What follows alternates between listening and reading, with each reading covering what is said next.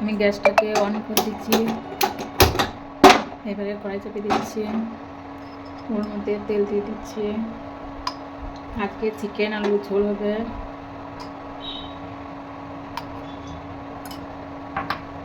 ওর মধ্যে তেজপাতা, আমাদের আবার ফোড়ন দেওয়া খাই না, এলাই দারচিনি আমার হাজব্যান্ড আবার পছন্দ করে। ওর মধ্যে পেঁয়াজ দিয়ে দিচ্ছি,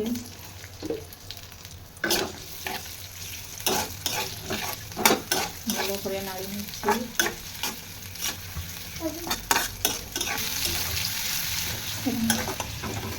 তেলের মধ্যে পেঁয়াজটা একটু রং হয়ে এসছে, একটু আদা রসুন পেস্ট দিয়ে দিচ্ছি, ভালো করে নাড়িয়ে নিচ্ছি।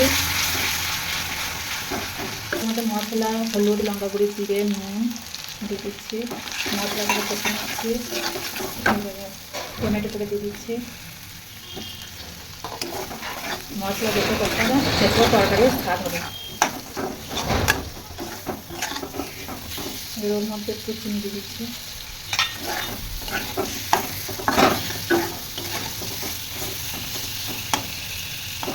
চিকেনটাকে দিয়ে দিচ্ছি বন্ধুরা।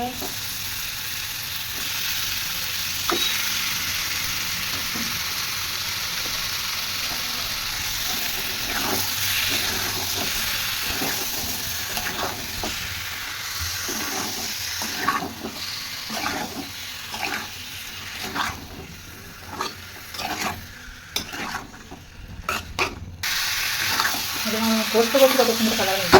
এইবারে খানিকক্ষণ ঢাকা দিয়ে রেখে দিচ্ছি, জলটা বেরিয়ে যাচ্ছে চিকেন। এইবারে দেখি কতটুকু কি হলো, আলুটাকে দিয়ে দেবো, ভাজা আলু আছে, আলুটাকে দিয়ে দিচ্ছি,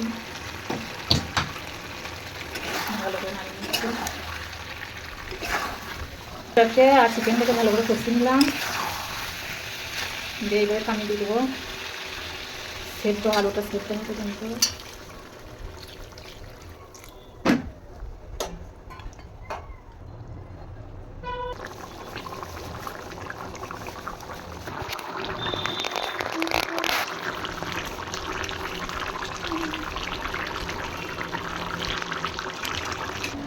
একটু ভাজা মশলা দিয়ে দিচ্ছি,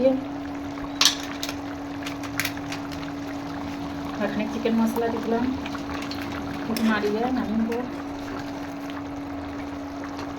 বন্ধুরা হয়ে গেছে, এইবারে নামিয়ে দেবো।